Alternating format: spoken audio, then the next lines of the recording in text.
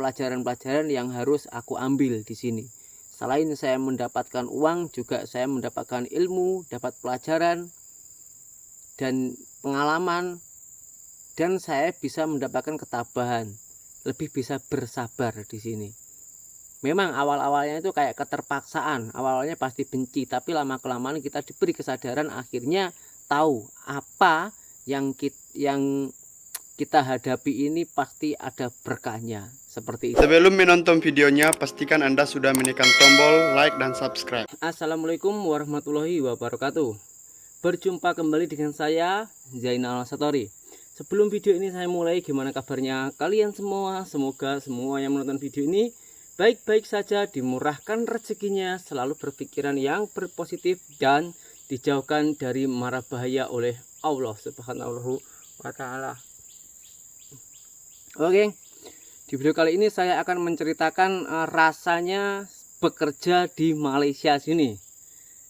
Pertama-tama dulu saya masuk ke Malaysia sini tahun 2015 dan bulan 7, dan saat ini sudah tahun 2023 bulan 7 juga. Jadi ngam-ngam 8 tahun.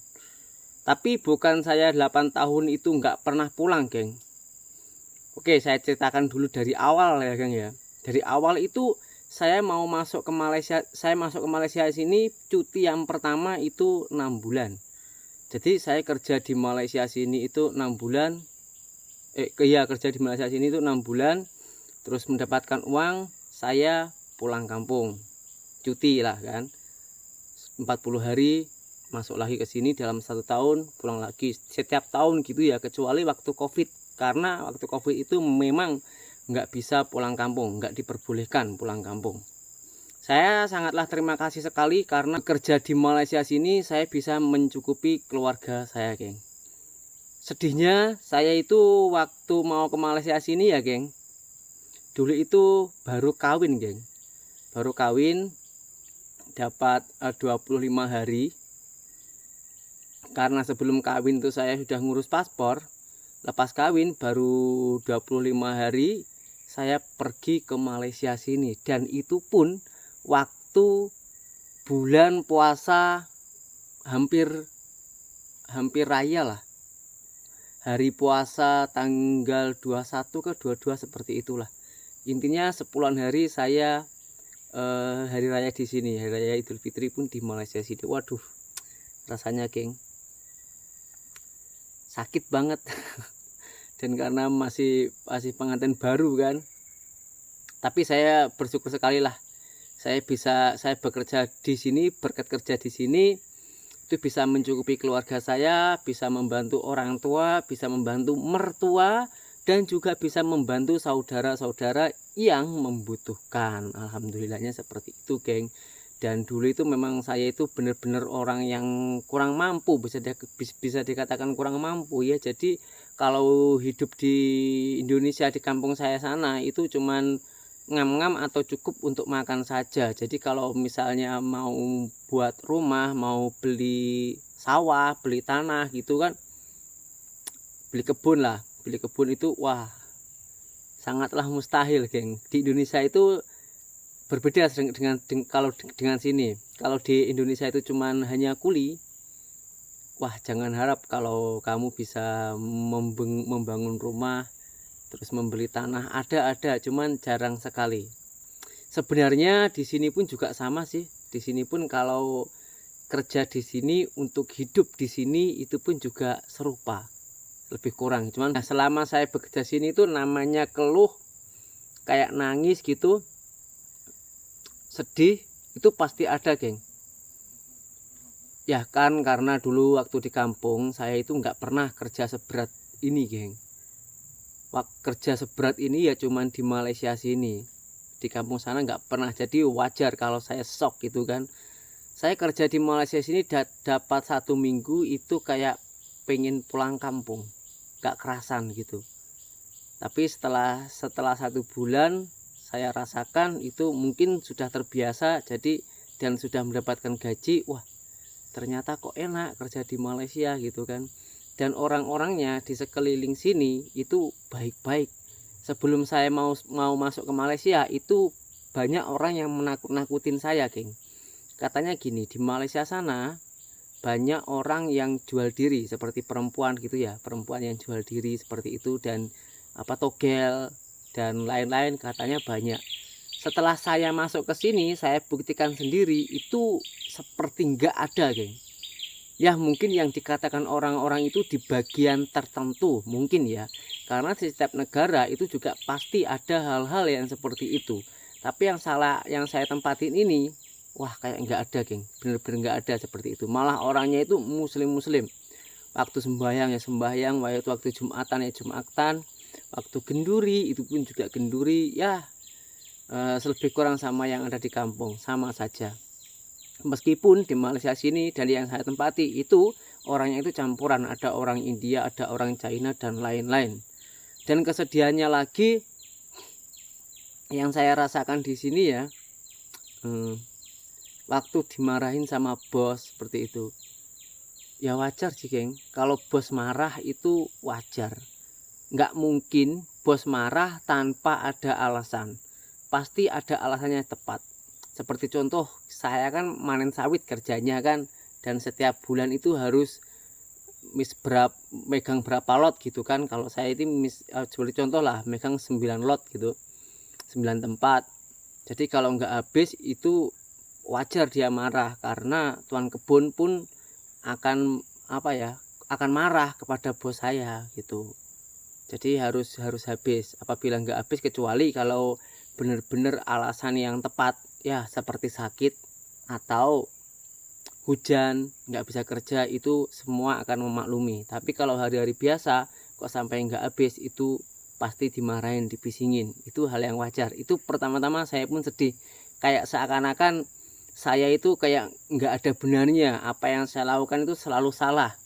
Tapi lama kelamaan saya pahami, lama-lama ternyata benar.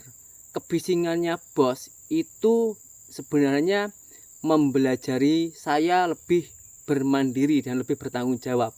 Yang saya rasakan seperti itu. Dan orang sekeliling saya ini alhamdulillah ya baik-baik, mau menasehatin apabila kita ada salah, seperti itulah, geng. Dan banyak lagi sih sebenarnya hal-hal yang hal-hal kesedihan yang saya alami. Tapi hal kecil saja lah, seperti bergaduh sama sahabat, bukan gaduh sih, berbeda pendapat sebenarnya yang lebih tepatnya. Tapi kalau sama sahabat itu gaduhnya itu gaduh manja gitu loh, geng.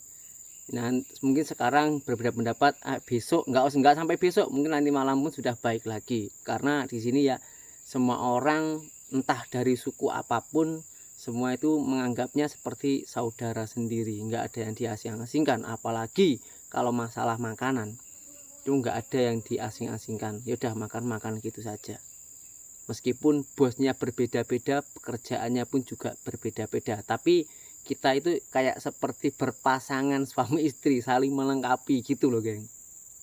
Dan ya alhamdulillah juga berkat saya kerja di Malaysia sini bisa mencukupi keluarga, bisa membantu orang tua, bisa membantu mertua, dan juga bisa membantu saudara saya yang lebih membutuhkan. Memang saya sini sudah 8 tahun, sudah agak lumayan lama. Memang ini rencananya sudah mau pulang, tapi tinggal menunggu waktu yang tepat saja lah. Kalau masalah kesenangannya pasti ada juga, geng. Kesenangannya di sini seperti nggak ada rasa bersedih yang berlamaan gitu, kayak nggak ada, geng, karena dihibur oleh sahabat-sahabat sekitarnya. Dan kalaupun mau kalau jalan-jalan saya kayak nggak pernah sih, karena di sini kan di pedesaan, di perkampungan yang saya tempatin ini. Jadi ya mungkin jalan-jalan cuman ke pasar malam, bandar-bandar kecil seperti itu. Kalau yang di KL, Kuala Lumpur, di Johor, JHB itu kayak nggak pernah. Mungkin karena kesana itu hanya untuk menyambung dokumen atau paspor, seperti itu saja. Dan bersyukurnya saya itu di sini, geng, apapun yang saya inginkan tentang makanan itu saya bisa membeli dan bisa merasakan. Di kampung sana bukannya nggak bisa, cuman boleh, tapi kan sayang uangnya, karena masih ada hal lain yang harus kita butuhkan, yang harus kita beli. Jadi mau beli seperti makanan apa ya, cumi-cumi ataupun apa kepiting seperti itu, sayang. Isi perutnya sama tapi kebutuhannya itu masih ada yang lebih penting lagi, seperti itu.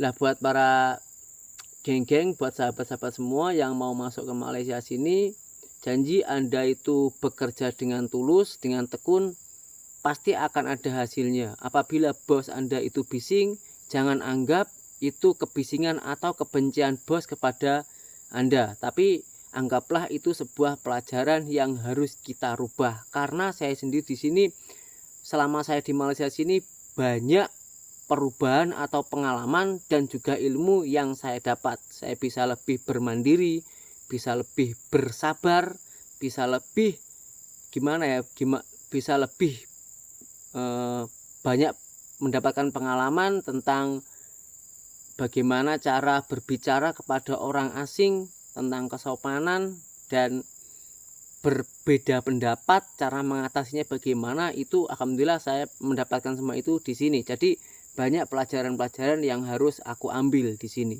Selain saya mendapatkan uang, juga saya mendapatkan ilmu, dapat pelajaran dan pengalaman, dan saya bisa mendapatkan ketabahan, lebih bisa bersabar di sini.